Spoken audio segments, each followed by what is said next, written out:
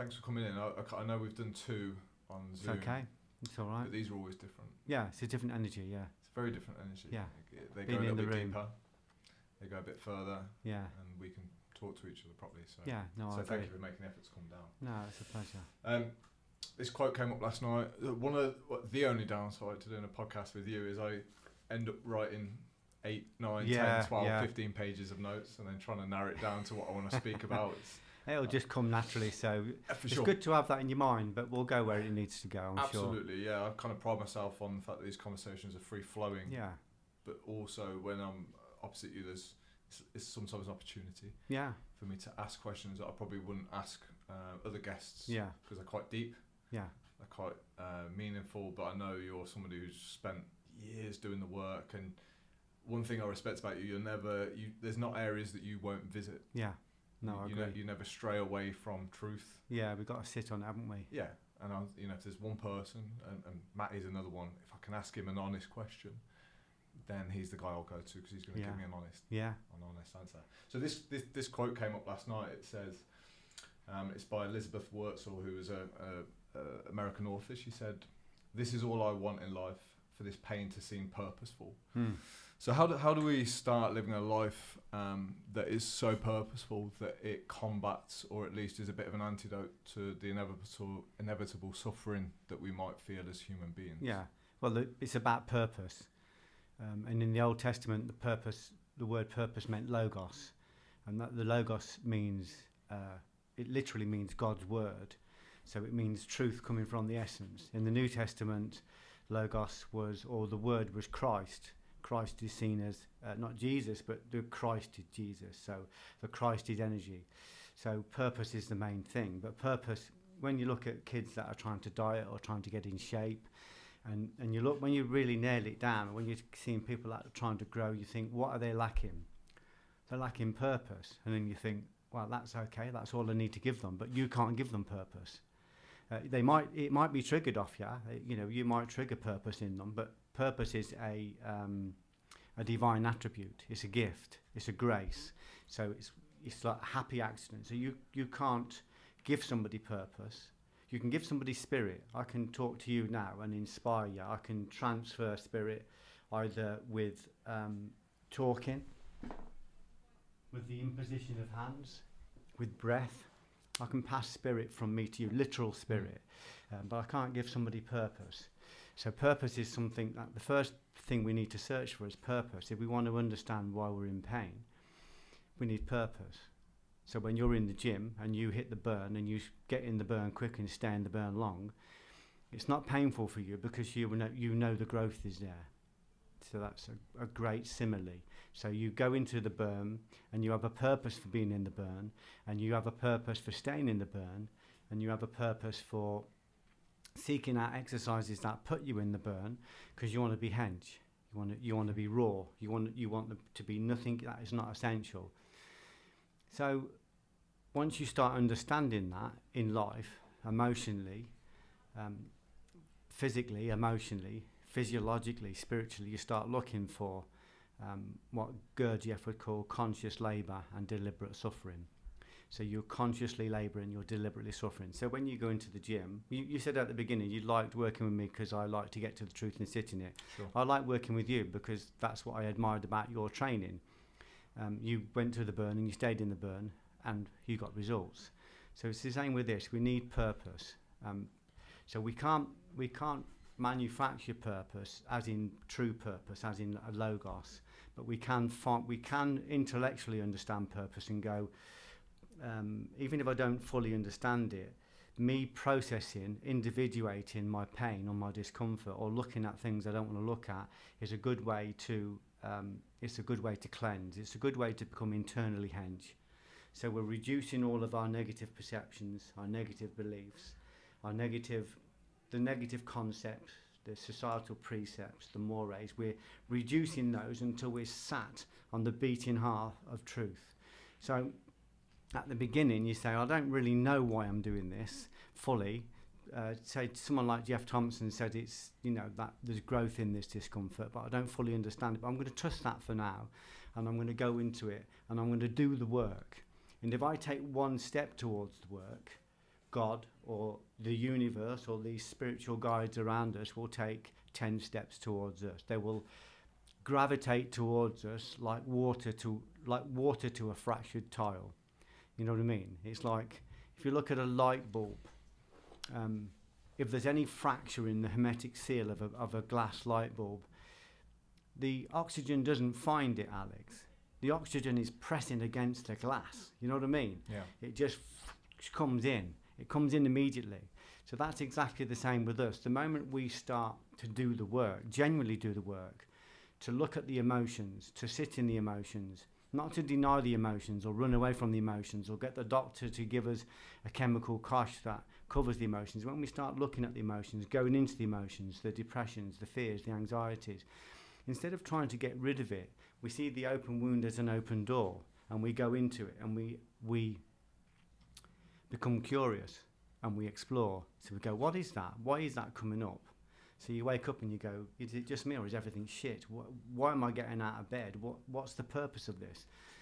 Lots of people have that in their everyday life, but they're so busy making the mortgage, keeping up with Joneses, trying to accumulate that they don't have time to actually investigate it. But the moment you turn into those feelings with a degree of curiosity, the brain has a strange quirk. It can't process curiosity and fear at the same time. They're opposites. So if you start to be curious about your depression, anxiety, the pain, what's the purpose of this? That curiosity will automatically take the sting off fear and it become a background noise. And the more curious you are, the more you go, well, I've ran away from this. And I've tried to hide from it, and it hasn't worked. It's made it bigger. So why don't I just try leaning into it? Why don't I lean into those sharp edges? Why don't I just embrace this? Why don't I wrap my arms around it? Why don't I sit in it and just say, well, that's a bit of paradoxical intention. Well, you're threatening, because depression comes and it says, I'm not just going to be in your life. I'm going to be in your life forever. You're never going to get rid of me. Do you know how many people commit suicide because not because they're feeling bad, but because the feeling they're getting is saying to them, we're going to stay around forever.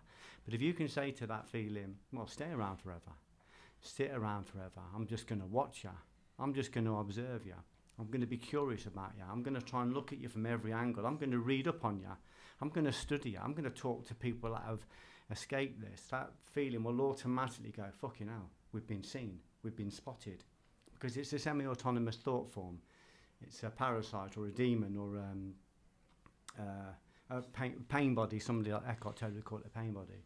So the moment we start being curious about our pain and looking for it, like the shaman doesn't, if the shaman wants power, he creates a deliberate imbalance in his life and he courts fear, he courts anxiety, he goes to the places he's afraid to go to.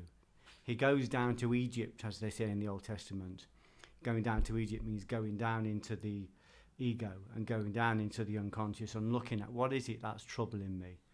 What is it that I don't want to look at? What is it that I'm being too busy and hiding from? What is it that I'm trying to block out with noise? So we're looking for purpose. Purpose is logos.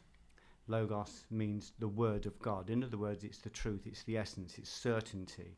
Logos also means Christ. It means to be Christed, the Christed energy. So Jesus was seen as the Christ energy. We know the story of Jesus and Muhammad and all the rest of it, but if we start to look at it esoterically, what does it mean esoterically? We're looking at a Christed person. When somebody is crucified, it's said that they're Christed. It means that they are magnified by 1,000.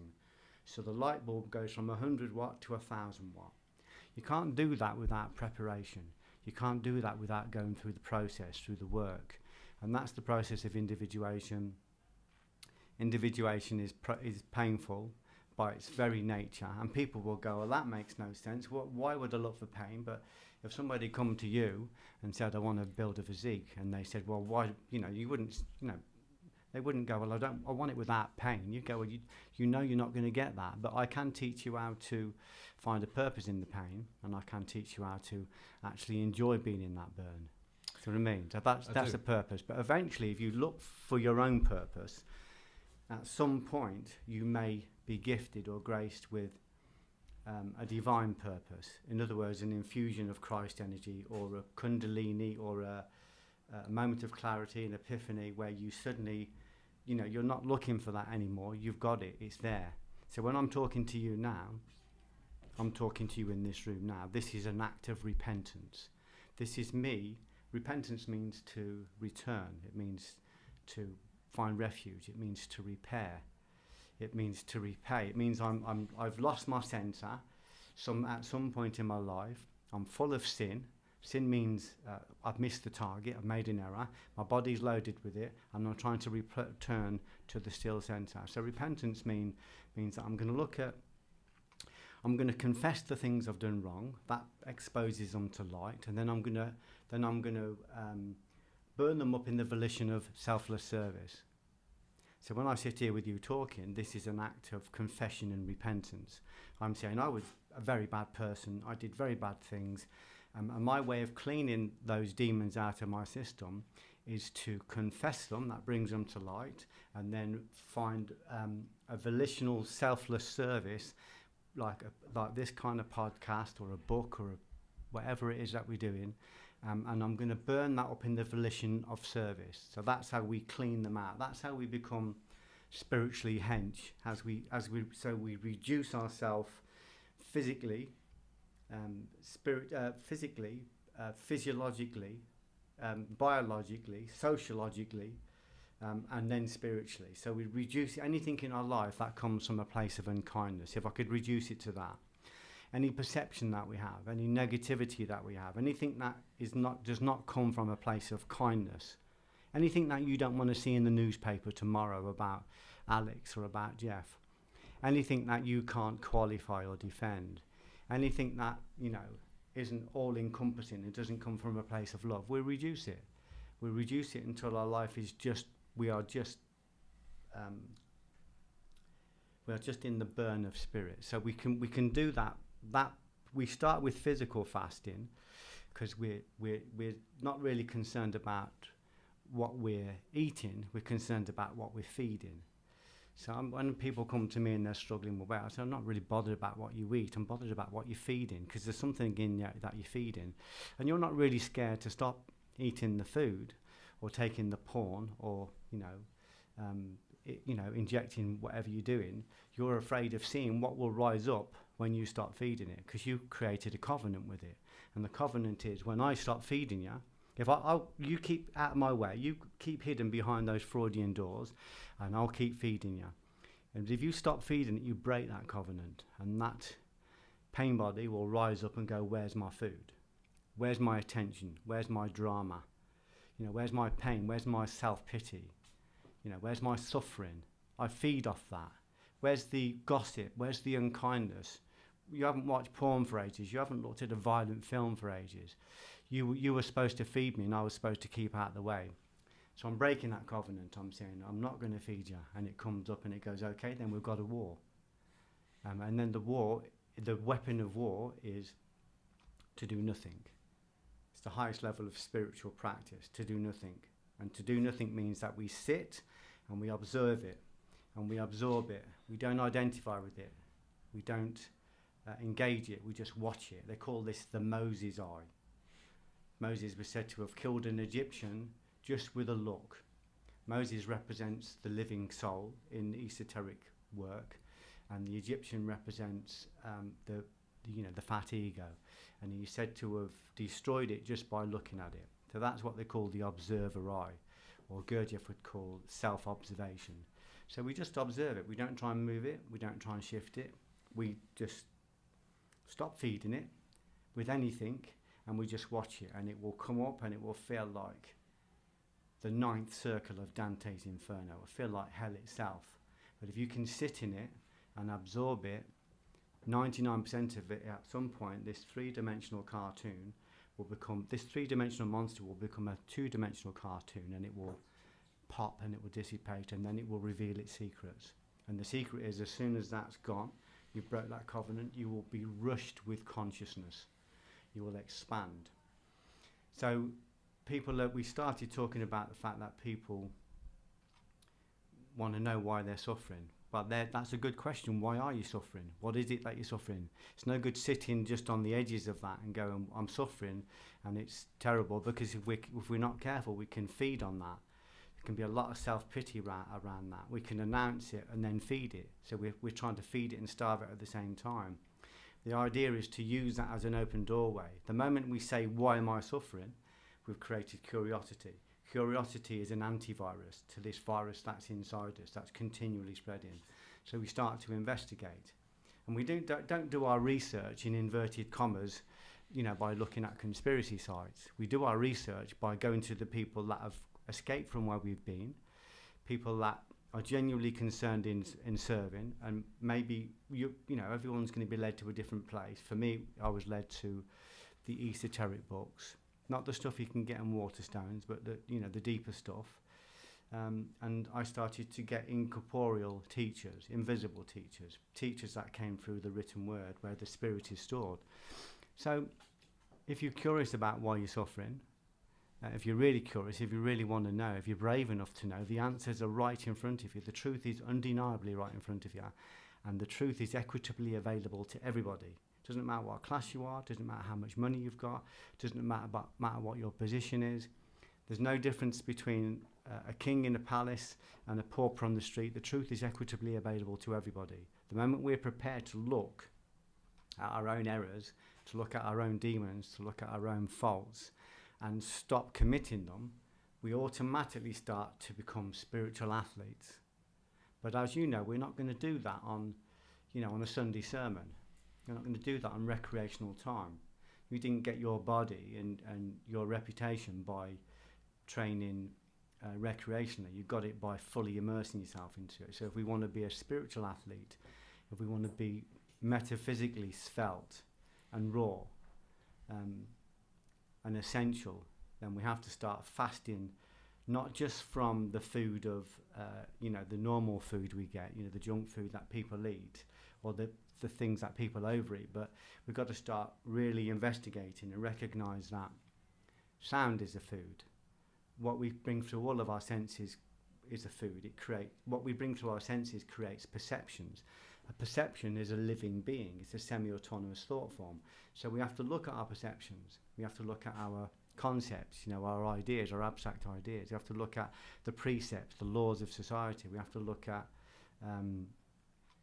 the cognitions, and the cognition is like a belief that's formed in the brain. We have to start questioning everything. So when you start going into this, it starts out with I want to be a bit more spiritual, and people just flirt around the edges of that and nothing really changes. Any kind of crisis comes into their life and they're blown out of the water. When you start going into it deeper, you realise that you've got to challenge the nature of reality itself. You've got to change the nature of reality. You've got to look at everything around you and think everything is built on perception, but perception can be changed. We've got to go to a place beyond perception, the place that the Buddha would call denotation. He said, I was freed from denotation by consciousness. In other words, he awoke his consciousness and he was able to see, all these things are just labels that we put on them, and these labels have got meanings. But if I take those labels off and remove those labels, they're just inert, benign, or potentiality, energies in potentiality.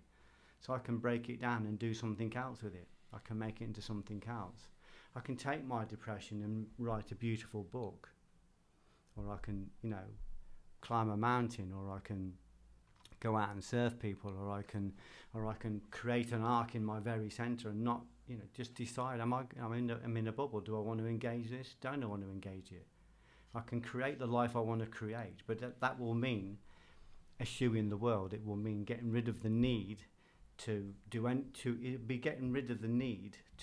have any kind of validation or any kind of accumulation or any kind of reputation in the world, because it won't be about the self anymore. When you reduce it that far, you are going to a place of selflessness.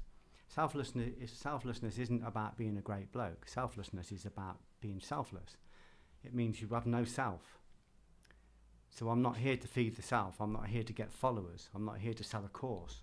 I'm here because I'm in a place of repentance. I'm working to reduce my sin or my debt so that I can expand my conscious net. And God is putting opportunities in front of me. You said at the beginning, thank you for coming in. But actually, I've got to thank you for coming in, because you're giving me the chance to burn up some of my errors, some of my mistakes.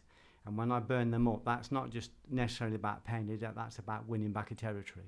When I burn up my old territories, my old debts, it automatically fills with consciousness. So every talk I do is a form of repentance, and every form of repentance reduces my ego, expands my conscious net, which means when I walk out of here today, I won't be looking at the same world as I was looking at when I walked in. Okay. Because I'm looking at it from a different consciousness, if that makes sense. Yes, sort of. Yeah, that was a lot of answer there for. No, it's for great. I'm just absorbing it all. Yeah. A couple of things that stood out for me there. We don't stumble upon purpose. Then it almost sounded like what you're saying is your purpose can become to find your purpose, and that requires work. Yeah. Sitting at home waiting for the purpose to strike you won't happen. And secondly, I've never heard you mention happiness as a purpose. Because I think if I took 100 guys and said, what do you want from life? What's your purpose? I think the majority might say, I just want to be happy. That's never been something that's jumped out to me. Why do you think it might not be a wise idea to make happiness the pursuit in life? Because it's temporal. Because there's part of us that is real. The part of us at the very centre and the very core is in perfect equanimity. It doesn't need anything. It's just there. So we can connect with that. They call it the Ein Sof, which is the infinite, and part of us connects to that.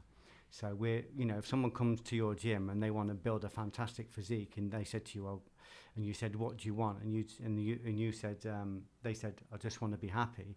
You probably say, you come to the wrong place, because you're going to be in a lot of pain to get this physique. And I'm going to do my very best to explain to you why that pain is important. But I'm here to grow. I'm here to love. But I'm not here to be happy. But as a byproduct of what I do, of course I'm happy. I've had moments where I've been on my knees, where I've been, when I've gone through a spiritual shattering or a regeneration process, and I've been on my knees. But even then, I've said to my wife, I want this. But everything inside me is wanting to run away because it's so painful. But I say, I want this. I want this because I want to grow. I want to understand. And I always refer back to the same thing. If I'm going into the gym, the guys with the physique, the Dorian Yates, he goes in, he finds the burn quickly, he stays in the burn long. And he's prepared to absorb any discomfort to absolutely transfigure himself.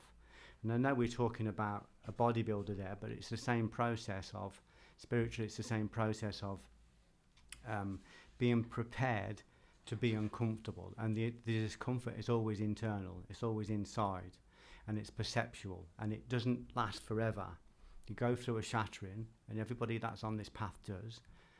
Nobody wants it, but again, I've come back to the gym. If you've got a physique, the reason I love you is because you know how to do the work. Already at one level, you know how to do the work, so it's just transferable. So I can say to you, it's just like when you're in the gym, but you're doing it spiritually. And instead of moving around weights, you're moving about perceptions. You're challenging old mistakes, old errors, old beliefs. You're rooting them out. That part of you that's going, but it's okay to masturbate and watch porn because, at the end of the day, and how people make mistakes about how people rationalise what they do. Well, it's okay. It's okay to, as one of my friends said, it's okay to murder myself at the weekend with beer. That's okay. I've earned it. That's how dangerous these parasites are. They don't only get you to do negative things, they get you to believe it's a celebration and that it's your right. My dad used to say to me, I've worked all my life for a drink. My brother's dying in hospital from alcohol. My sister died 10 years later from alcohol. My dad, who was a very beautiful man, but obviously hugely conditioned, I've worked all my life for a drink. Don't you tell me I can't have a drink. So people fighting for their limitations, I've got to go out there and do more for the working classes. It is a limitation that people keep fighting for. Well, I'm saying to people, break the perception, escape the perception, and then help other people to do the same. Show them it's a perception. None of it means anything if you can break that perception, and that you can only break that by challenging it, and you can only do that if you're gonna create some space in your day to do it. It's very difficult to do when you're doing a full-time job.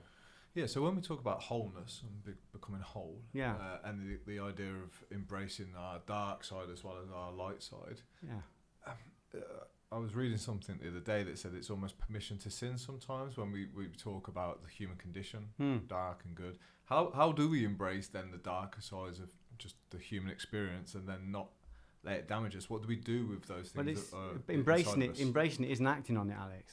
You see what I'm saying? It's embracing it's not acting on it. Believe me, where I am in my life now, where I am privileged to be, I cannot fall into sin, and I do fall into sin. I fuck up all the time, and it is extremely painful. It's like I've touched a live electric, it's like I'm rushed by 200 demons at once.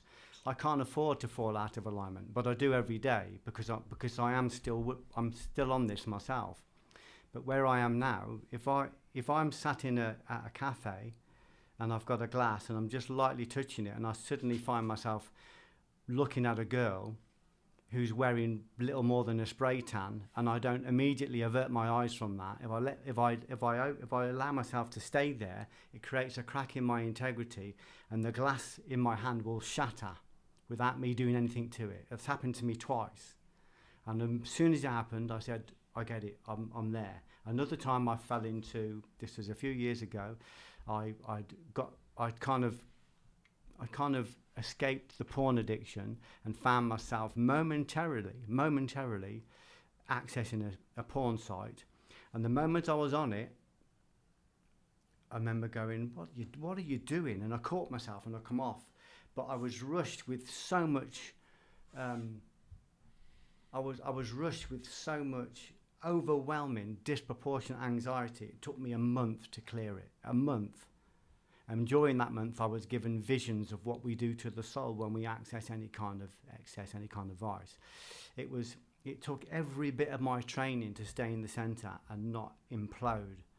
So I don't let myself fall out of alignment to any extent. So embracing the dark side is not about permissioning the dark side. Embracing the dark side is about letting it rise up and either creating with it, like if you've got a light bulb, you've got a negative terminal and a positive terminal, haven't you? And you place the tungsten filament between the two, and then it's no longer dark and light, it's just energy forms. And those energy forms are converted into light, into a glow. So that's a brilliant simile. So the poet Rumi says, there is a field beyond right action and wrong action. I'll meet you there. So what he's saying is there's a field of light behind right action, the right terminal, and left action. And if we place our will, our body of conscious will, between those two forces, they're no longer dark and light. We create from it. So we need the dark force and we need the light force. But if we act on the dark force alone, we create negative karma in the world and we allow in negative parasites.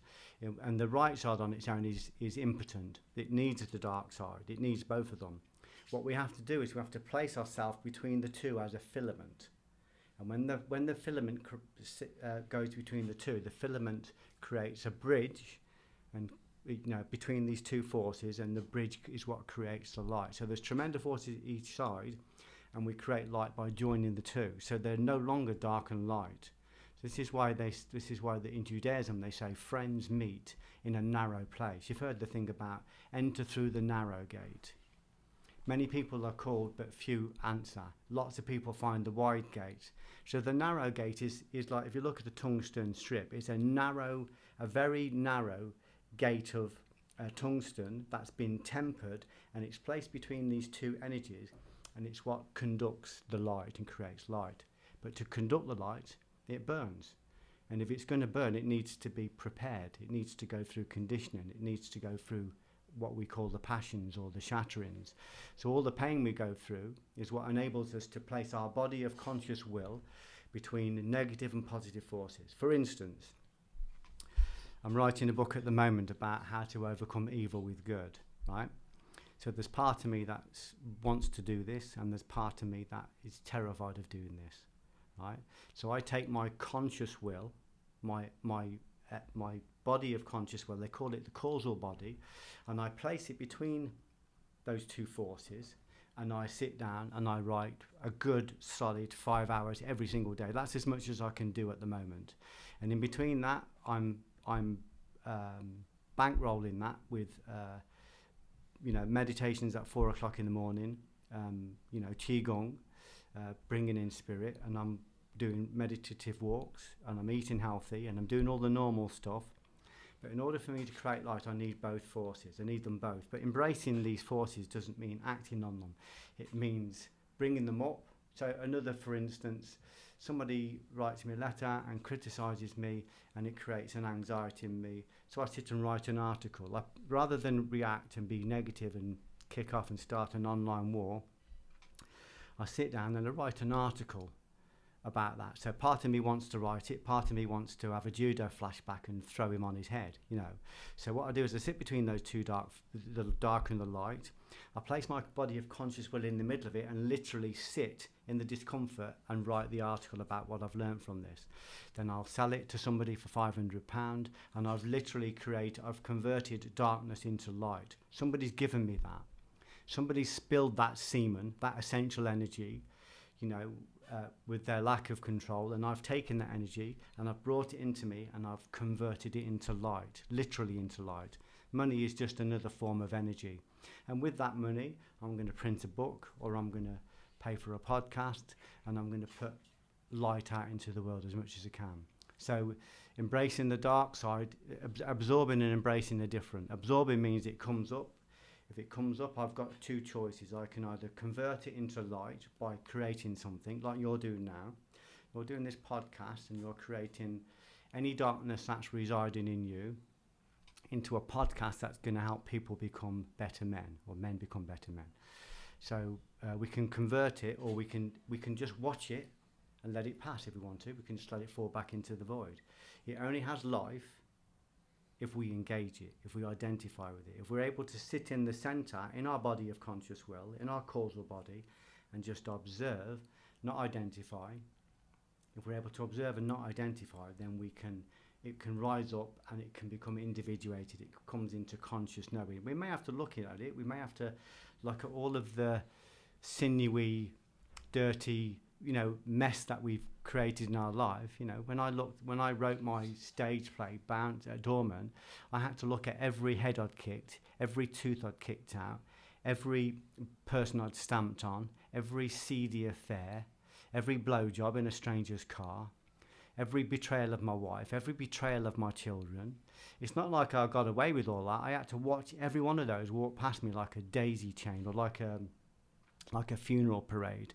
And believe me, it's very difficult to look at yourself and look at what you've become. But the only way for me to clean that it wasn't just to go, oh, it'll rise up and it'll just pass. You have to look at it. You have to acknowledge it. You have to go, yeah, I did that. No excuses. I can't blame the fact that I was poorly potty trained when I was a kid for stamping on someone's head outside Buster's nightclub. I've got to acknowledge what I did. I did that. And there's no rationalisation. I did that, and it was on my watch, and I'm not going to do it again. So when it rises up, I managed to rise up, sit down.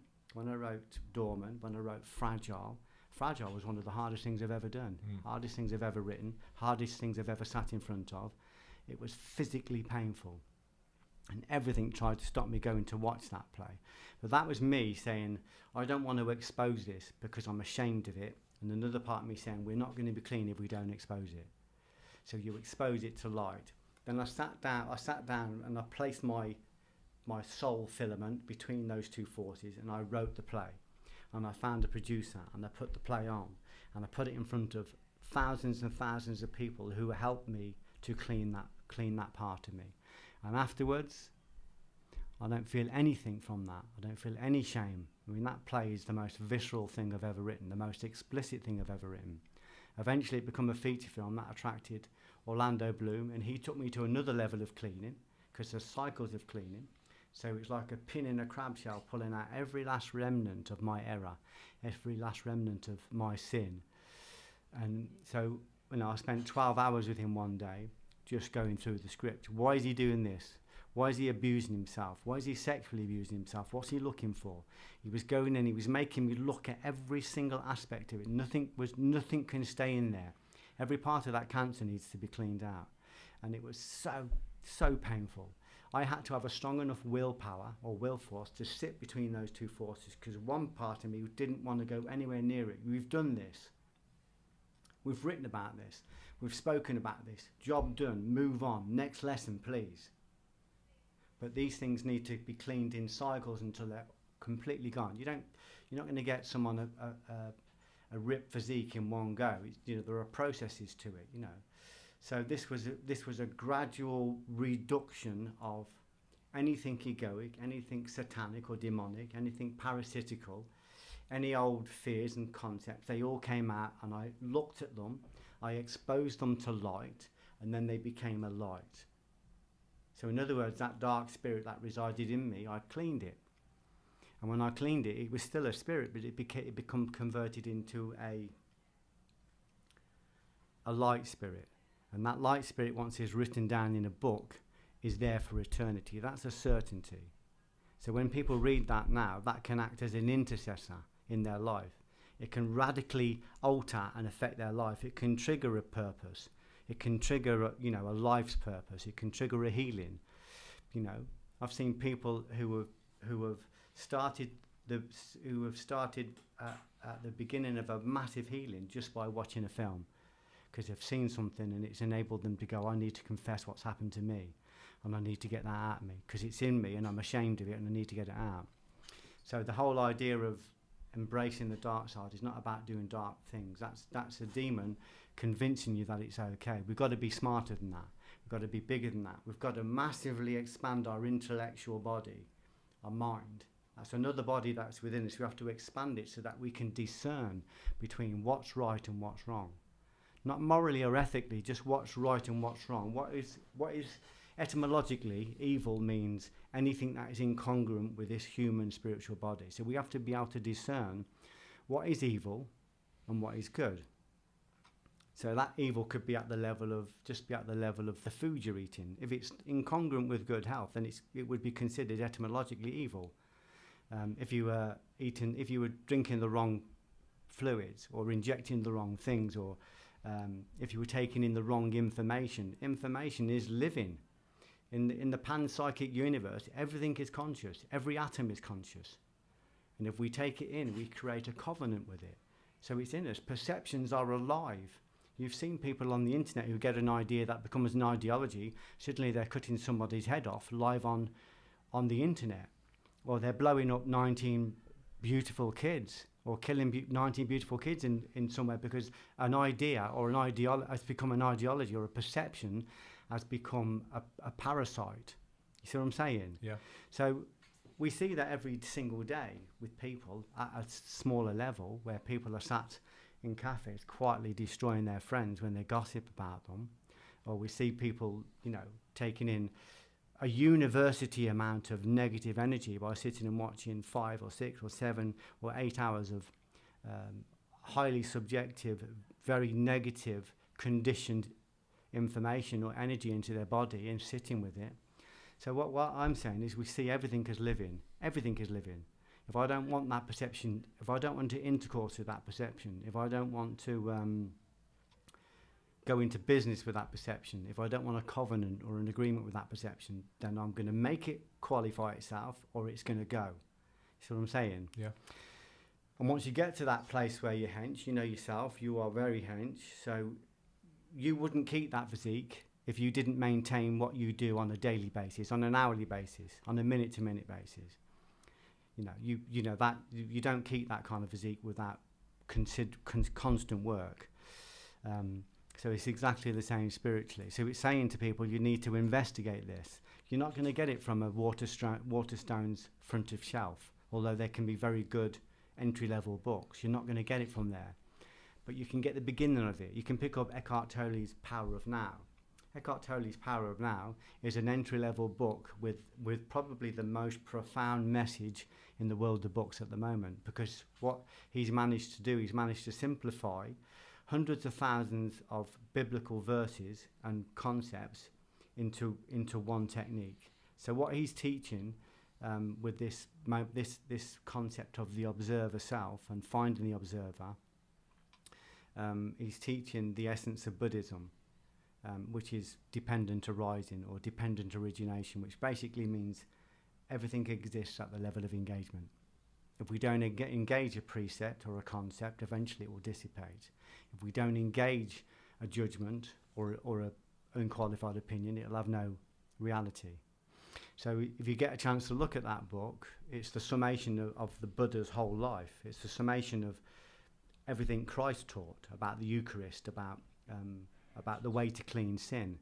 Basically said, confess it and do some selfless work and you'll clean yourself. When you clean yourself, it isn't just about feeling better, it's about making room for consciousness. When you make room for consciousness, the world changes. You're looking at the world differently. So let me play devil's advocate for a second. Someone's listening to this thinking, yeah, but I'm not a writer, I'm not doing screenplays. How can I cleanse? I'm an average guy, I work 9 to 5, I work on a factory line. How do I cleanse? I'm not a creator. What's the answer or solution or possible solution for someone like that? So if someone come to you, Alex, and said, I want to be Dorian Yates level bodybuilder, or I want to be Olympic level bodybuilder, what would you say to them? Well, I know exactly what I'd say to them. Yeah, so you know they're not going to do it on recreational time. But recreational time is better than no time at all. So this is about investigation. This is about self-observation. This is about starting to challenge the way you live. Is it right? It's very difficult because, like I said, it can easily create a cognitive dissonance when we start to challenge reality. Yeah. It's easy to fall into conspiracies, and it's easy to start thinking we need to change things out there. What I'm saying is just take your clothes off, look in the mirror. That's where you can start. Have a look at whether you've got control of your gross body, your food body, your normal body. If you imagine that we have 5 bodies, the food body, and a breath body, respiration, and a mind body and an intellect body, which is, our bank of knowledge. And then you've got this causal body, which is our willpower, our body of conscious will.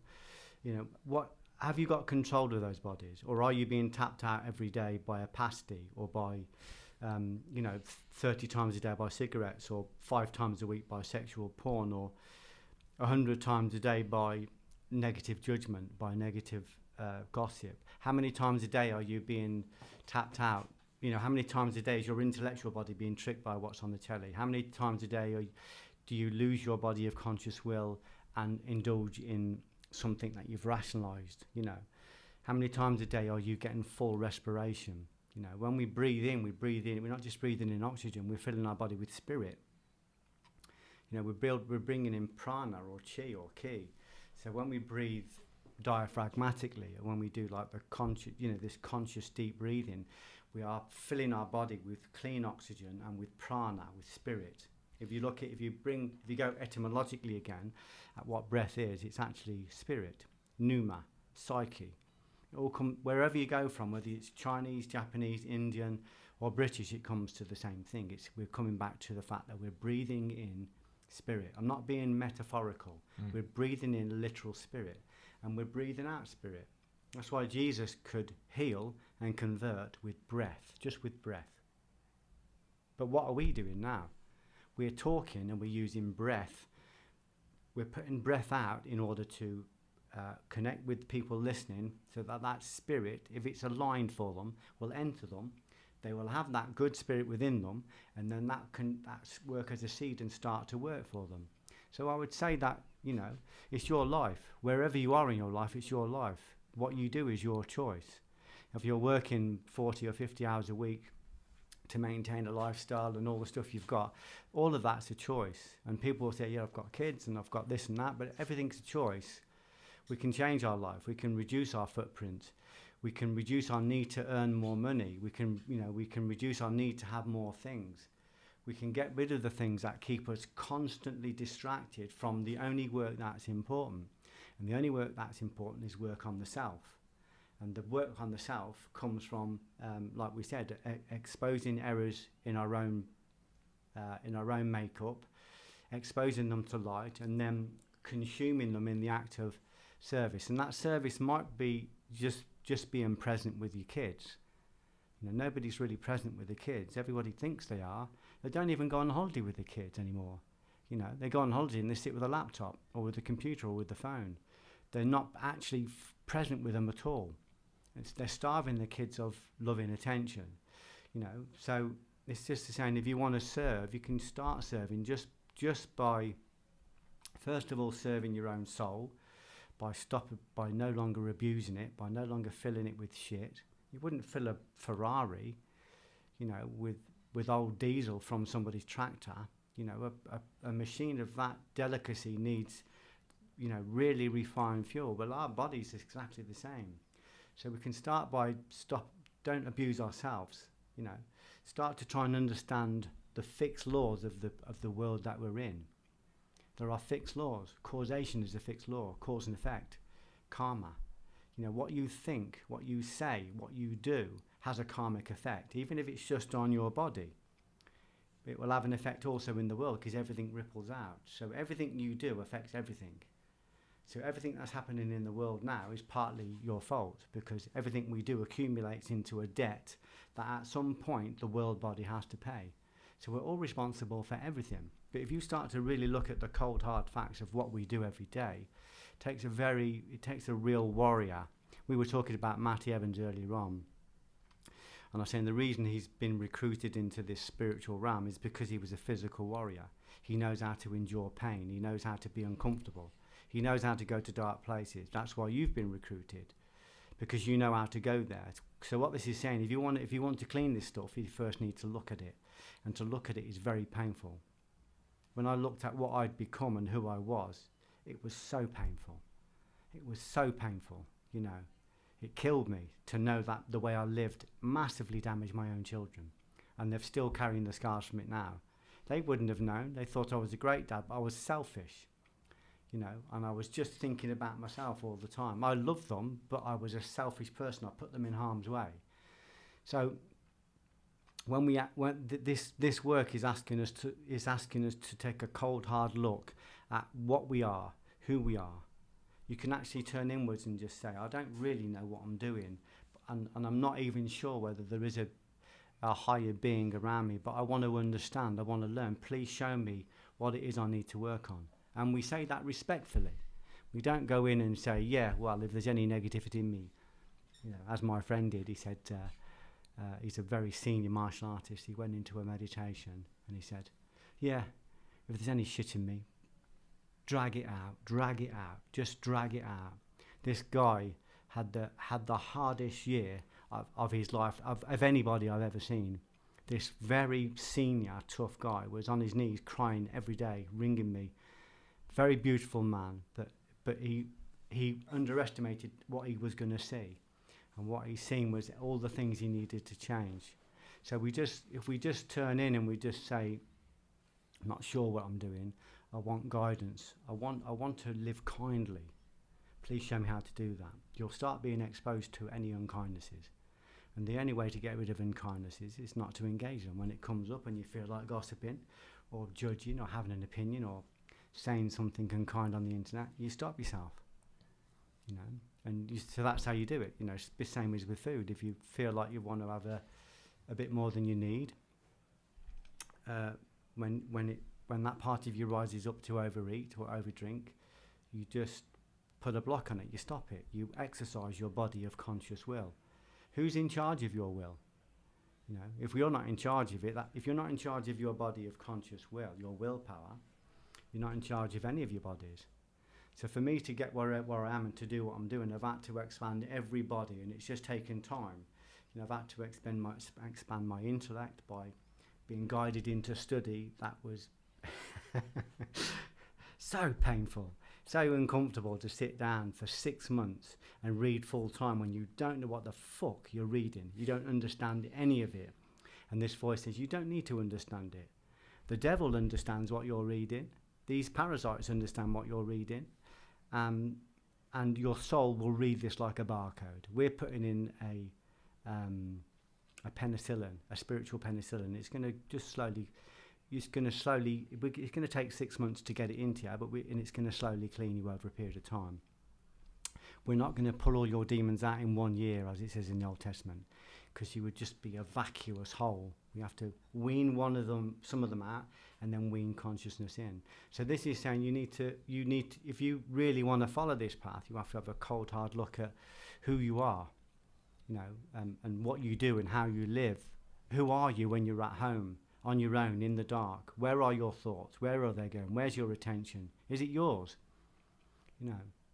But if you can do what you do with your body, and put yourself through that conscious labour and deliberate suffering, then you can do exactly the same spiritually. If you can work as a bouncer and stand in the middle of that fear and control yourself, then you can be recruited into that next level of Buddha.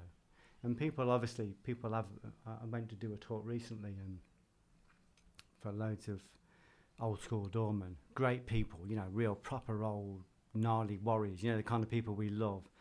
And the organiser said to me afterwards, he said to me, at the beginning they're all saying, don't let him do the spiritual stuff, don't let him go there, that's not what we've come for, don't, clip it early, don't let him go there. But they didn't realise they were just afraid of it, and they didn't realise they were being recruited to it. And I was saying, you think what you did on the door is hard? This is another level, and you should be excited about it, because your potential to grow is infinite, it's limitless. But if you want more of this consciousness or more of God, you need to make room for it. And you can't get rid of stuff if you can't see it. Yeah, and there's conversations we've had years ago that are only now making sense to me. I've noticed this with teaching and teachers. Yeah. We will speak, and I'm taking in what you're telling me. Am I truly understanding it? Probably not until I've experienced it. But there's an important part now of it's something you used to talk of years ago, is like you find out who you are by working out who you're not. Yeah. And how much of this game, when we're talking purpose, is about shutting doors and moving on from things to get to an essence almost? And if that's the case, like, how do we know when it's time to shut a door fully on a relationship or on a path, in confusion that it might be with giving up on something too soon? Yeah, well, it's an intuition. Once you come on this path, you attach to your inner tutor. What they say in the Old Testament is that when you start on this path, your soul will become your teacher. So you'll have an inner tutor. An inner tutor will, you won't make any more decisions. The only decision you'll make is to go in and go, I'm not quite sure what I'm supposed to do here. Can you guide me? So you'll start getting guidance. A lot of the decisions will be made for you, because you will become inhospitable for people that aren't on the same path. You'll become very uncomfortable for them. Can your intuition be affected though if you're taking in things that are harming you? Yeah, of course. Is there a reason to question intuition, right? Well, you've got to know the difference between intuition and instinct. We're not looking at instinct, we're looking at an inner tutor. And to get to an inner tutor, we need enough quietness and enough stillness. And we need to have done enough work to introduce that part into us. So there'll be guides or teachers around us, angelic guides around us, what Carl Jung called the angelic realm. These beings or these intelligences, or these are other frequencies of our own soul, will start to teach us, and they'll guide us. So you won't make another decision. The decisions will be made for you. So you click into a divine sat-nav. So it would be like you saying to me, when we go on this trip, we're going to do 500 miles. At what point do you know when to follow the sat-nav and when to just follow your nose? I'd just say, well, you're either following the sat-nav or you're following your nose. You can't do both. So this divine it's about trusting this divine sat-nav. But I understand what you're saying, because sometimes the ego can come in and it can sound very convincingly, especially a part of you wants it to. So we have to, they call this the sword of discrimination, the divine sword. So we learn to discriminate, we learn to recognize the voice of a devil, we learn to recognize the quiet voice of intuition. And so we put everything through a test of qualification. So you will get inner guides. It won't be somebody like me that tells you where to go. My job is only to, my job is the imposition of spirit. My job is to pass on any spirit that wants to work through me, any positive spirit, to other people, so that they feel inspired to follow this journey. And if I see people, if I'm working with them, I can tell if they're moving too far to the left or too far to the right, or if they're rationalising something. I can tell if they're not doing the work. Like Madame de Salzman, who was Gurdjieff's main teacher. She was this brilliant metaphysician, and she was surrounded by intellectuals, because Gurdjieff, the mystic, attracted lots of intellectuals. but a lot of the intellectuals didn't want to do the work, but they knew the stuff. So they'd be talking to her and she would go, yes, but are you doing the work? Are you doing the work? And they said it would pierce them because they were going, oh, no, I'm not doing the work. Sounds like someone I know. Yeah. I'm aware of it as well. I can feel it coming. Yeah, I can feel it coming through me, but I have to live that. Mm. You know, I have to be doing the work myself. It does not that I have to be perfect. Yeah. Because I make mistakes the same as everybody else. If I wasn't being tapped out, Alex, I wouldn't be in the room, would I? No. You know what I mean? I remember one of my friends coming to me and saying, quite conceitedly, he said, I haven't been, it was a grappler, he said, I haven't been tapped out for 3 months. And I said, it's because you're not fighting anybody any good. And he said, how do you know? I said, because you haven't been tapped out for 3 months. So spiritually, it's no different. You know, with the higher up we go, the more danger there is of being tapped out, of falling into temptation or being tricked by the passions. But it becomes so painful and so obvious that you're falling out of alignment, especially if it's a dangerous slip. You'll get signs in your life very, very quickly to tell you, for your benefit. Yeah. It's not like a punishment. It's just kind of like you know, like when you grab a kid and yank them off the road because there's a car coming. It's that kind of action. Yeah. It's very parental.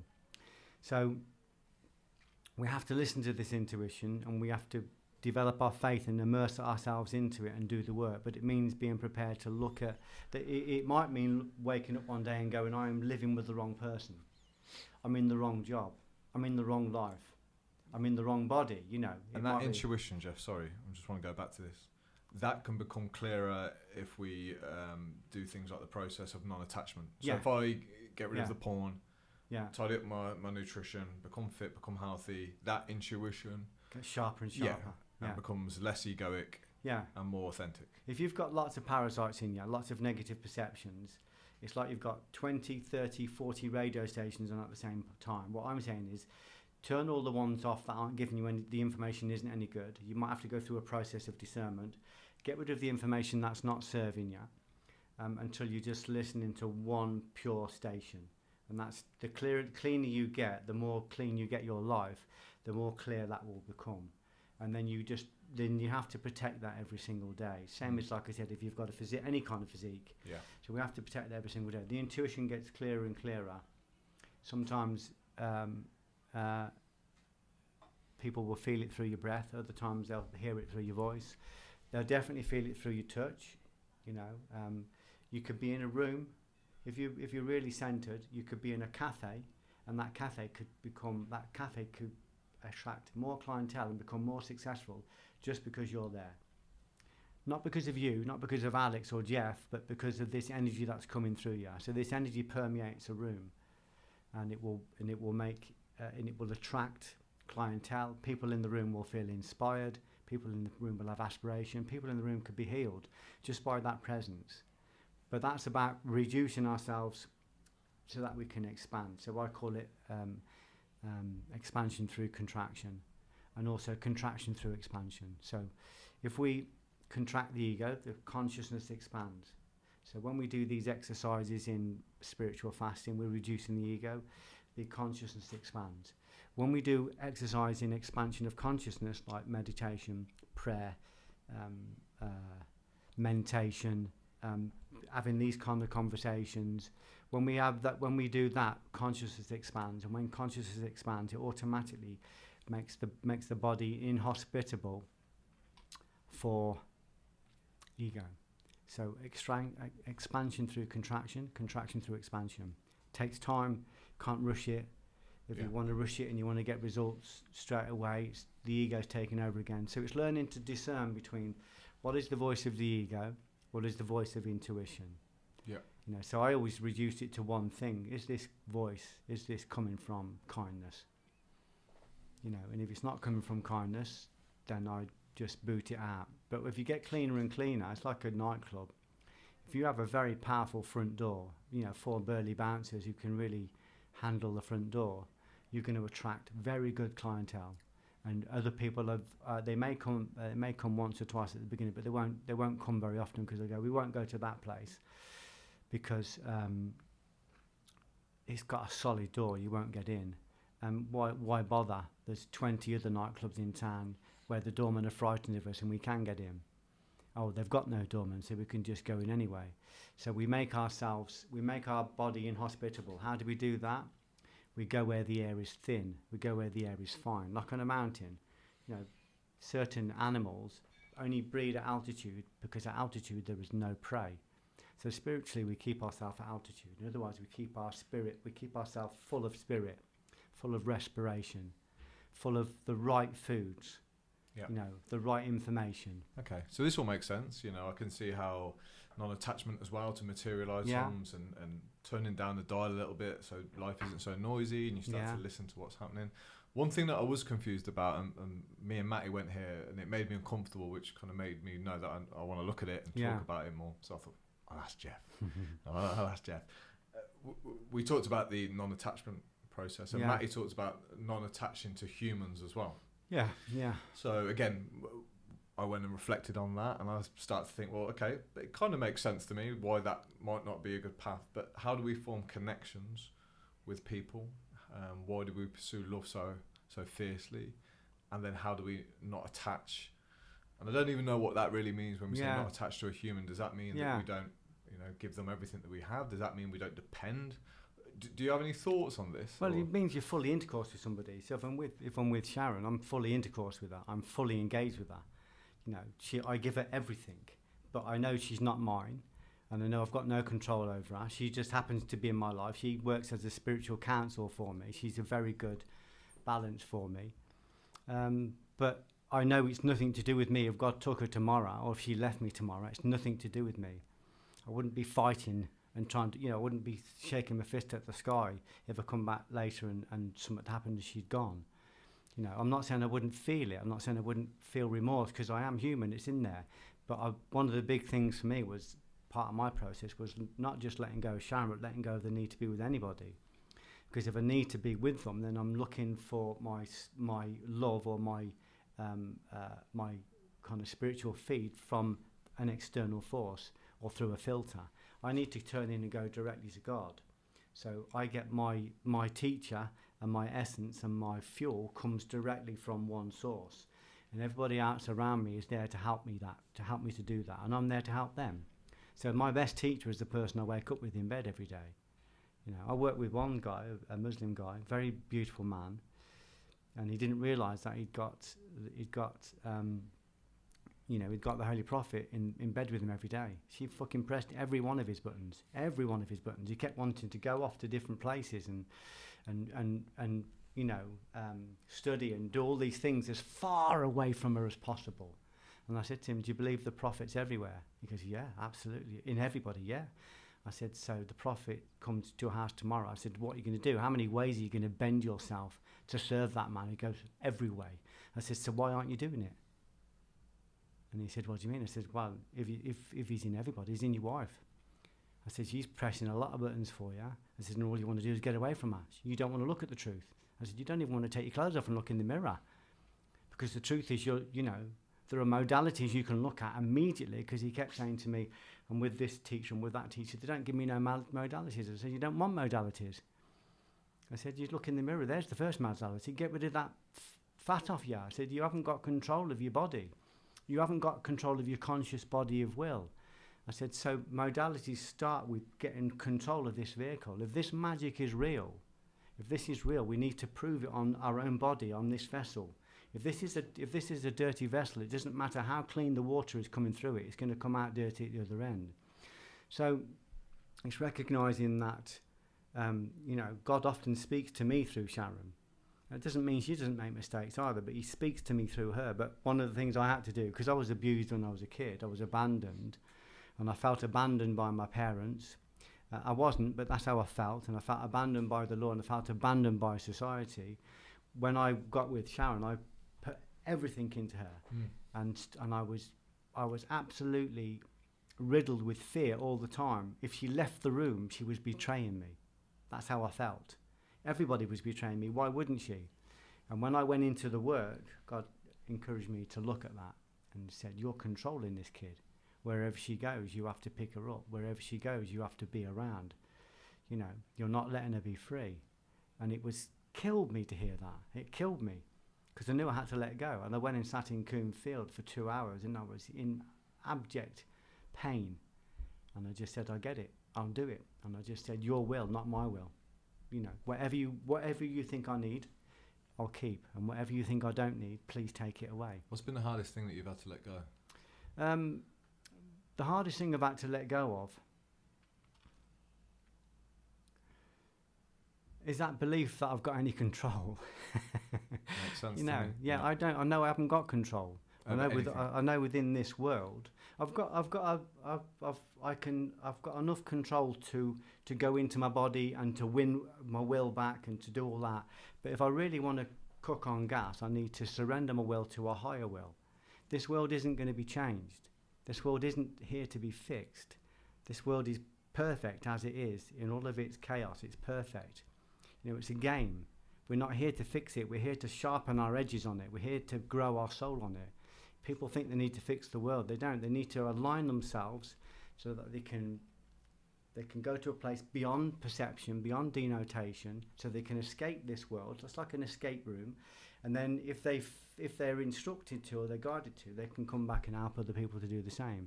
So I can say to them, but all of this stuff is perception.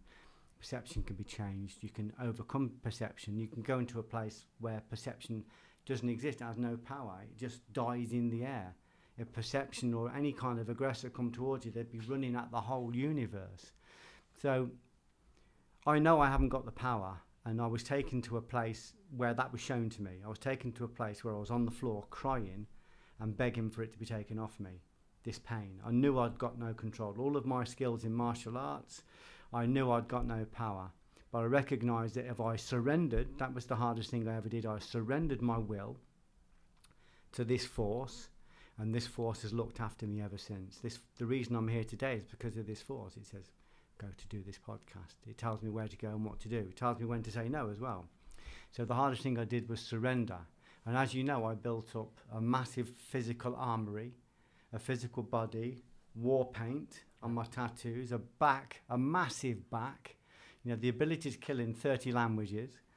I built up all this armour, and I had to let it all go because none of it was going to protect me against the kind of enemy that I was working with. It was a spiritual warfare, and the only weapon would work, and the weapon of choice is love. You can't love from a conflicted body. So I had to surrender the part of me that was love. I had to surrender all the parts of me that weren't love and locate the part of me that was love, and then give that over to the, you know, the place it came from. So if you imagine the soul is the Atman, and then God is the Brahman, then the Atman and the Brahman become one. The soul and God become one. So you surrender to that force, and you just go, not my will, not my choice, not my decision. It's not about what I want to do and where I want to go. It's about where God wants me to be and where God wants me to go. Buckminster Fuller said it really beautifully. Buckminster Fuller was a philanthropist and one of the greatest inventors of his day, and he had a breakdown at the age of 40, and he realised how powerless he was, but he also realised how he could damage people. He said, I realised that the use of my voice was very dangerous. He said, I never spoke for a year until I knew what I was talking about. And he said, I looked at my life and recognised that the only times I'd been successful were when I selflessly served people, when there was no agenda, when I genuinely was doing something from a right place. And he said, and that was ultra successful. Everything else, he said, was an abject failure. So he said, I decided at the age of 40 that I was only going to do things that served millions of people. And then suddenly he's wined and dined by kings and queens, by the prophets of the day, you know, by the gurus of the day. I want to go a level above that. I don't want to serve millions of people. I just want to serve one force. That's God. That's what I want to do. That's what I intend to do. And then if I'm serving God, who is omniscient and omnipotent and omnipresent, then I'm serving everybody, obviously including myself. I'm still failing at that. I'm still making lots of mistakes at that, but I'm working on it every day. I'm tightening the room, as I say, every single day. And as I tighten the room, you know, I have no fear of Sharon leaving me, or if I was with another girl, of that girl leaving me. I have no fear of losing those things. I'm not saying they wouldn't affect me, and I'm not saying that they wouldn't present a challenge. I'm just saying that I know I've got no control of that, and I've stopped trying to control of it. So I just let go of it, and I go to one place, and I just say, I don't know what I'm doing. Please guide me, and that force continues to guide me. That's the equivalent of like a black belt from what I'm hearing in the spiritual world, to get to that level where you can be okay. It sounds like you know you'll be okay no matter what happens. I will be okay. I am okay. Yeah. I've been out of my body. I've been privileged. Two things I've been privileged with. One, let me just think.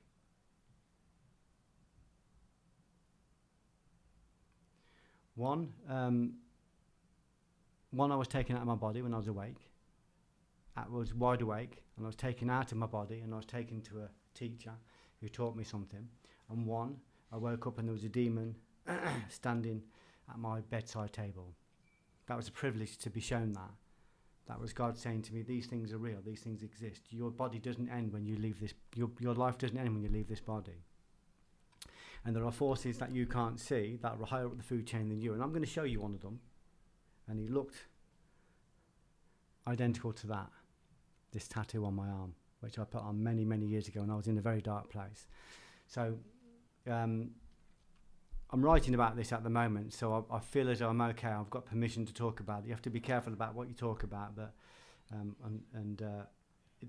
this was a privilege. It was kind of saying, you're not sure if this is real or this is a metaphor. I'll show you. It's real. You're not sure whether there's life after the body. I'm going to take you out of the body while you're awake, so there can be no doubt. And I'm going to bring you in front of a teacher, and I'm going to show you that there is teams and teams of life outside of your physical body. So it's not that I'm sitting here fearless. It's that I'm saying that if whatever assails me, I will always come back to the same place. I'm protected. I'm guided.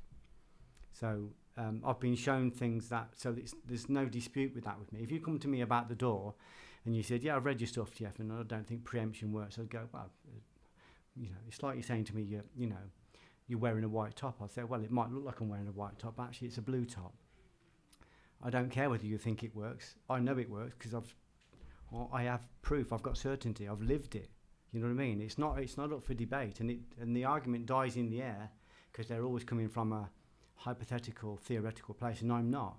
I'm coming from a place of certainty, and certainty contains God. It comes from the word Yakim, which is one of the 99 names of Allah, or one of the 99 names of God. So I have certainty about that.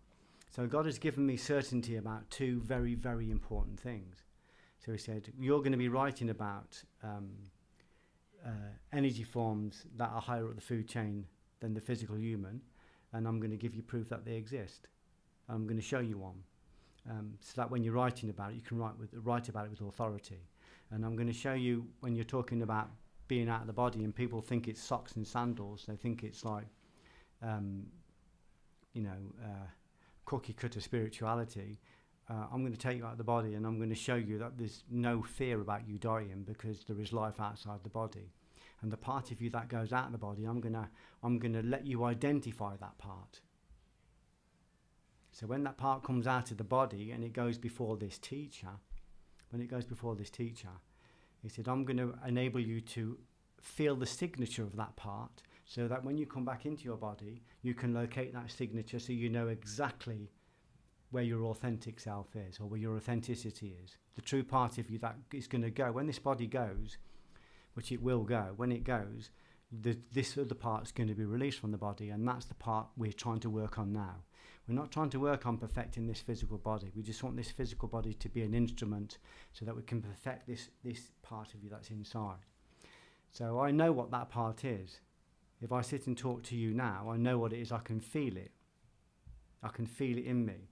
So if ever I find myself falling into the mandala of the 10,000 things of life, I can locate that part, and that's my geometric point. I can come back to that singularity. So God showed me my singularity. See what I'm saying? Yeah. And everything else comes from that. Everything else is like a zimzum, like a watered down projection from that deep center. So if you're working with somebody and you're talking to somebody, they should feel that. They should feel that. They should feel it if you touch them. They should feel it when you're talking. And you can hear it in the silence, can't you? So I know where that part is. So I've been very privileged to have been shown that, so that I can right with authenticity. When I was a doorman, I came off the door and I said to my students, everything we're doing is wrong. My martial arts students, everything we're learning is wrong. We're going to change everything. And I started teaching that truth to the world from a place of knowing, from certainty, and it rippled across the world because it was truth. It had God in it. I went from a shitty nightclub in Coventry to teaching in Las Vegas with Chuck Norris because he heard truth in what I was doing. So it's finding, I've been gifted that again. I only found that in the arena. When I was in the martial arts arena, I found the truth because I risked everything for it. Everything. I risked my life for it. So I found the truth. The egregore of the door, the spirit around the door, showed me exactly what worked and what didn't work. I passed that truth on to other people. And people heard it because it was authentic. And spiritually it's exactly the same. I've been given that same yakin, that same certainty, so that when I'm talking to people, there's an authenticity. I don't need people to believe me. That's not what it's about. It's just about them hearing truth. And it's not about me being their teacher. It's about me saying, you've got a better teacher than me. I'm not your teacher. I'm just somebody that knows where your teacher is. And it's inside you, and you can locate it. But you may have to go through a few dead bodies to get there. You may have to dig up a few old perceptions or old wounds or old beliefs in order to get there. See what I'm saying? So that's what I'm good at. I'm good at saying to people, it's not me. And if you think it's me, you're fucked. You're in trouble. It's not me. Don't follow me. I'm following somebody else. You know what I mean? Yeah. It's not me, but I know where it is, and it's in you.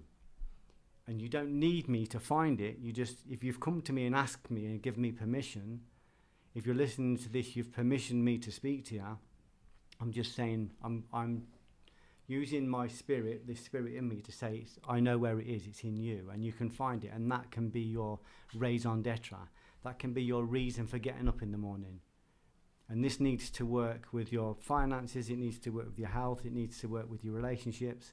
You need to be able to make this work with your kids, with a noisy neighbour. You need to recognise, you need to take radical ownership of everything and make it work on everything. We can't go around 7 stone overweight and addicted to porn or drinking too much or taking drugs and pretend that we're metaphysical and that we've got some control over something. We've got to take radical ownership of everything. If this stuff works, it needs to speak through every pore of my body.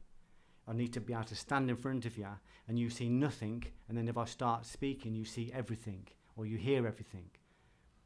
And then you realise it's not me. It's not Geoff Thompson, but something's coming through me, and that something is other. And I don't take credit for it because it's coming through me. Otherwise, I'll be a postman taking credit for every letter I ever posted and every content of every parcel. I'm just a postman, you know what I mean? But I'm excited about the potential to learn, and I'm excited about, as Gandhi said to me once in a meditation, I'm excited about making myself small. And obviously there's a temptation, isn't there, to go, when I talk to people, you want to see how it affects them, and if I touch them, and I always attract a crowd. But you don't. You just speak, and you just say, I'm just going to get out of the way. Please come through me. Please let them see you through me. Yeah. So you don't say that, and then afterwards go, I am a bit of a good guy. Yeah. I do a lot for charity, but I never talk about it. I know, and pursuing the truth excites me. It also scares me as well, because I find I can only handle it in small doses. Well, we all can. Yeah, and it also challenges my reality, which then questions my sanity and madness. Yeah, of course. Yeah. Because like the story you've just told, for example, a few years ago, I'd have been like, it's just crazy. Yeah. Now I'm there where I believe what you're saying. Yeah. Therefore, it questions my own thoughts. So reality. you have to be, before you look at all that stuff, you have to be tempered. You have to, like if you look at the filament of a light bulb, you don't just take a strip of tungsten and put it between the two forces. The tungsten goes through a very difficult process of tempering. It goes through fires, it goes through chemical reactions, so that it develops a very high burn rate. So for us to handle any kind of spiritual power, we have to go through that same process. I'm talking from my own experience. Sure. No, I can't speak for everybody else. Everyone's got their own opinion, but for me, it's been unavoidable. I can't have this stuff in me if I haven't got the other stuff out of me. I can't have a covenant with both at the same time. You know, I've got to clean myself so that this energy is invited into me, and if it comes into me, then I can let it work through me. So we go through this tempering process. The last one I went through lasted for about 2 years. I knew I was going to do a talk for somebody. It was an important talk in an important place. So it was a big platform. And before I went to the talk, I had a vision of myself on stage in a meditation. And I was massive. I was just massive. I was like a giant. And everyone was going, fucking hell, he's a giant. Look at the size of him. I was literally massive. And of course, my heart sank because I thought, wow, this means I'm going to do this talk and something's going to happen. Either way, it's going to be a good thing, but it might be one of those spiritual epiphanies where you float and you were impervious to everything, which I've had. I had 2 years in the high heavens where I was absolutely impervious to everything. Everything I touched turned to gold. I was healing people. It's miraculous. But not all cleansings come that way. Not all, epiphanies come that way. And I wasn't sure how it would take me. And 15 minutes after the talk, it hit me, and it stayed with me for 2 years. And it was so powerful rushing through my body, as it felt like anxiety and terror, that I just couldn't. I was like writhing. Because I'd done a lot of years on the doors, I knew how to sit in the middle of discomfort, and I knew how to watch the passions as they tried to break in. And the next day, I almost ran out of my house. When I was in London, I went back to Coventry. I almost ran out of my house. I went to Coombe. As soon as they hit a field, I screamed into the air, like a primal, just like trying to release it. And it took me about a week to realise that this wasn't going to go overnight, and it was a cleansing. And Sharon could see I was in agony, and I said, I want it. I want this. I said, I'm trying to run away from it. I've had this opportunity 3 times. This is the 3rd time. I said, I'm not going to run away from it this time. This is another opportunity, and I'm going to take it. And it took me 2 years to clean it. And then after the 2 years, when all of these, I literally had entities leaving my body, entities entering my body. I saw them coming in my body, leaving my body. I had voices screaming in agony in my body. I had voices coming in and shooting things out of my body. It was all it was like like the cleansing of hell. That's what it looked like in my body. And I knew I was being cleaned. I knew that this stuff was being moved out. I mean, it was the residue of all the stuff I'd done, but I got rid of the great body of it, through all my work. But this was like the last vestige. Every single day, I couldn't sleep. I was up at 4. So I got up at 4 and I thought, right, I'm going to meditate. I'm going to read. I'm going to study. And I got all of the big gurus out that I loved, and I just looked at their faces, and I felt within every single day, I felt moments of calm and clarity.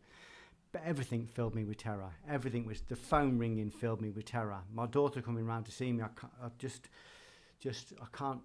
got to meditate. I'm fucking in agony, And this was what they call a shattering, and this was just removing the last part of what was in me. And I knew that was going to make me massive. But, obviously, ironically, I've got much smaller physically, but so that was part of this shattering, part of this cleansing. And then at the very end of that, someone had brought me as a gift. Someone had brought me the Zohar, the whole Zohar, which was 24 volumes, and it landed on my doorstep right after I'd done a podcast, right after I'd done a documentary for Guy Ritchie. He'd invited me to his house, and I took part in this big documentary on the ego. And the documentary, the invite, triggered a lot of trepidation in me. But I turned up, and anyway, this was my reward. But when it landed on my doorstep, I couldn't look at it, couldn't open it. I didn't even open the package. I knew what it was because it got on the front, but I didn't look at it, and I didn't open the book for months. After this 2 years of cleansing, this voice said, "Now's the time to read the Zohar." So it was like some kind of spiritual chemotherapy. It cleaned all this stuff out of me. Now it's saying, now we're just going to fill you with good stuff. You won't understand what you're reading, but read it. Your soul will understand it. You won't understand what you're reading, but any residues of parasite inside you will know what you're reading. So I read this stuff, and you understand discipline. That's one of the things I admire about you. So every single day I had to sit down and read full time. I just parked everything out. So I read this book full time, took notes. And I promise you, I had a regime when I was doing about 5 hours of reading. I couldn't do any more. If I stayed for 15 minutes longer than that, I felt like I was going to go clinically insane. I felt like I was just going to overbalance. So I reined it back in. I sat in the centre and just watched it.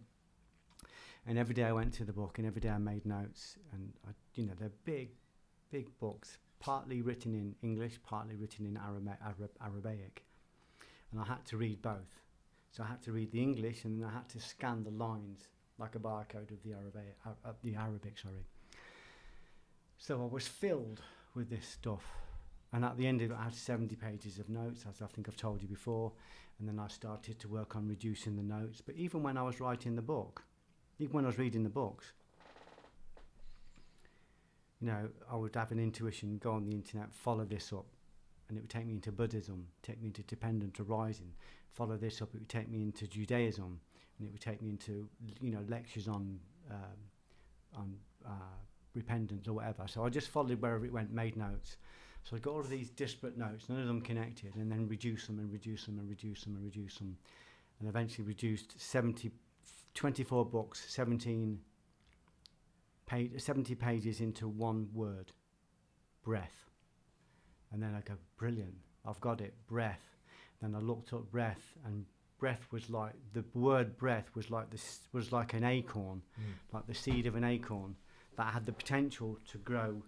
If I nurtured it into a tree, that would produce another 1,000,000 seeds, each of which could produce another 1,000,000 seeds ad infinitum. So it was kind of saying, we've reduced you, now we're going to expand you, and we're going to bring it down to one concept. And then that concept is going to open the door to more learning. And each of those seeds is basically saying, how far do you want to go? How much do you want to learn? But the sitting down, if I hadn't got the discipline and I hadn't created space in my life to sit down and read full time, and I hadn't got an expanded intellect to understand that I didn't need to understand what I was reading, I just needed to read. If I didn't have that, I couldn't have done that.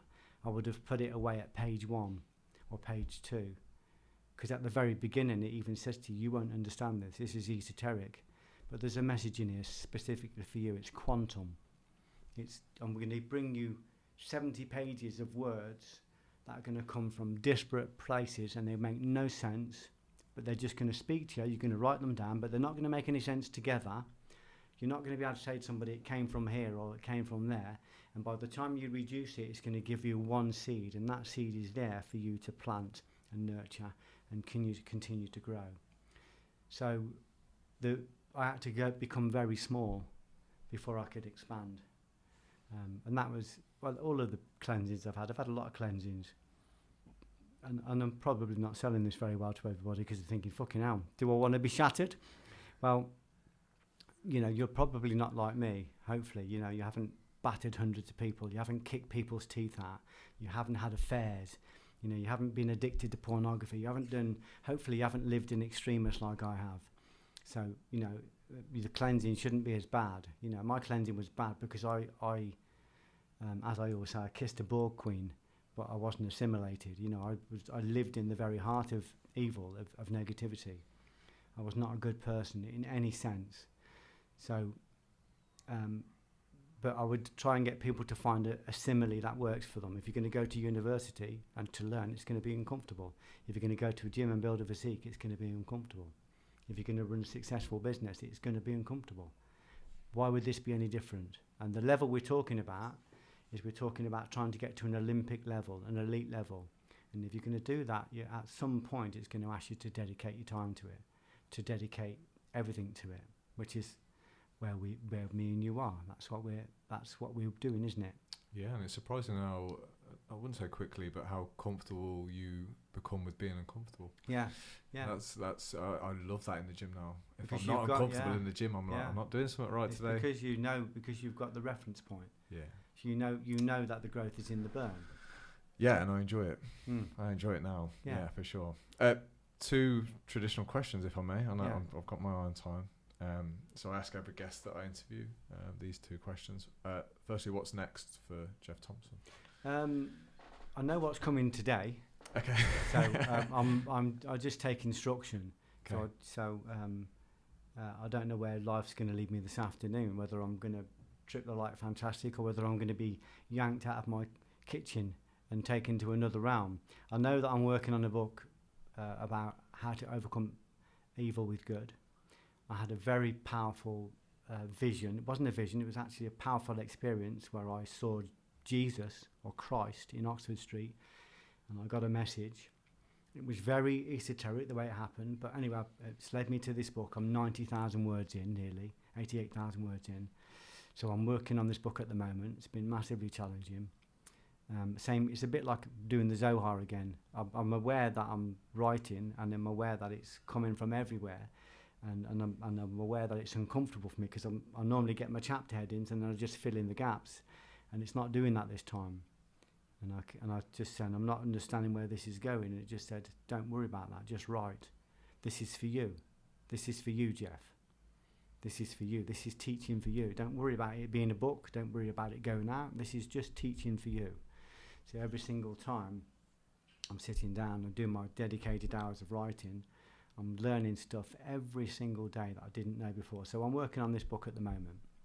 And in the meantime, I'm doing the podcast. I'm doing a podcast or meeting somebody. I'm back meeting people again, very informally, and I'm just meeting with people that want to do the work, because it's otherwise it's a waste of their time and it's a waste of my time, and I'm having to discern that, you know. So that's where I am. But where it's going to lead in the future, I don't really know. I only know that at the moment that's what I'm doing. And any update on 99 Reasons to Forgive?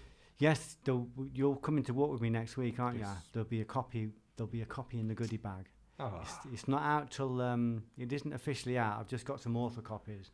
It's out in March, so you should have a copy. Wow. That is early, yeah, great. I'll look forward to that. Yeah, so you'll have a chance. It's not. They're not even going to print it till December, so they just they send me author copies and that. So I'll bring a copy for you to the walk, and then it's going to come out in March, and then I should be doing. It'll be interesting to see where the podcasts take me, because it's 99 Reasons to Forgive. Forgiveness is a very sensitive subject. And I've been given some really new insights into it. I've been given them. They've been gifted to me, and I'm going to pass them on through the talks. They're quite challenging for people, but I've spent so many hours on doing this work that I've got more of a grasp of it now. And then I'll see what happens with this other book. But that's coming out in March, yeah. And then what does Geoff Thompson need to work on now to either become a better man or develop his gains to a new level? Where do you put your attention now? Make myself small. Gandhi told me to make myself small, and Uri Geller told me to expand. Both of them, I spoke to both of them. I spoke to Uri Geller on the phone, and I spoke to Gandhi in a meditation. Same thing, really. Gandhi said, I said to Gandhi, how can I improve? And he just said, make yourself small. That means not my ambition, not what's in it for me. Just get out of the way so I'm more invisible, so that I'm just serving this greater force. And I said to Uri Geller many years ago, how can I improve? And he just said, expand. But they were both saying the same thing. When we expand consciousness, we reduce ego. When we reduce ego and make ourselves small, we expand consciousness. So two disparate people told me exactly the same thing. So I'm just working on making myself small. The best way to make myself small is to acknowledge that none of this is me. Whatever I've got that's any good comes through me. I own all the stuff that's not good, because I know that's because I've allowed a break in my hermetically sealed life, So I don't own anything that good that comes from me. I don't look for recognition for it. I don't look for validation from it, but sometimes I do. So I've got to make myself. That's what I've got to look at. Sometimes I'm still invested in that. Sometimes I catch myself being invested in that. Sometimes I find myself wandering to that, and I bring myself back. Well, I'm brought back. What are you looking at that for? What are you going there for? You can't escape once you are awoken to conscience. You can't escape. Anything that happens, it's like it's constantly with you. Why are you doing that? Why did you say that? It stings, and you pull it back to the centre very quickly. It's a great experience. That feeling of a centre, the feeling of a presence in the centre, a feeling of something that you can sit in. You know what I mean? It's quite hard to explain, but it's just a feeling of connectedness. You know what I mean? Yeah. There's a real gravity there that I can sit in, and when I sit in it, I've sat in it at some point to the point where I've just watched things and people around me change instantly when I've gone into that centre place. It's just like it's like a centripetal force. It's like a vacuum. It's like a black hole. If there's anything negative, anything that's not real, it just gets sucked straight into it. So I'm still working on all of my training is about being in that place and recognising when I'm not in it. You know. Yeah. Well, I feel very calm right now speaking to you. So thank you, and also thank you for making me a better person. No, it's a pleasure. And for sticking with me. It's been a roller coaster. It's been back and forward. Well, you do the work, and it's. I try. We were talking about this yesterday, me and Sharon, and just saying that, you know, there is a room, and anybody can get in the room. Nobody invites you in or pushes you out. If you're in the frequency, you're in the room, and we're sat here because you're in the room. That's it. Yeah. If you hadn't hit this frequency, I mean, you took instruction early on, and if you hadn't taken it, you wouldn't be in this frequency. I mean, you felt that in my frequency for a long time, and you did the work, and then suddenly you're in the frequency of some amazing people. I heard you interviewed Kit DeWale. Kit DeWale, yeah. Yeah, I mean, great company, a great frequency. That's because you're doing the work. She's amazing, yeah. A very honest person. Yeah. Goes straight to the essence of the truth. Yeah, she's brilliant. She is fantastic. I looked at some of her stuff ages ago. I looked at her online. I really liked her. Yeah. I just liked her. So, but when my daughter told me that, I goes, oh, that's fantastic. That's just a great sign to me that you're attracting good souls. You know. Yeah, we've become good friends. Very good. So yeah, thank you for your time. No, it's a pleasure. Appreciate it. Great.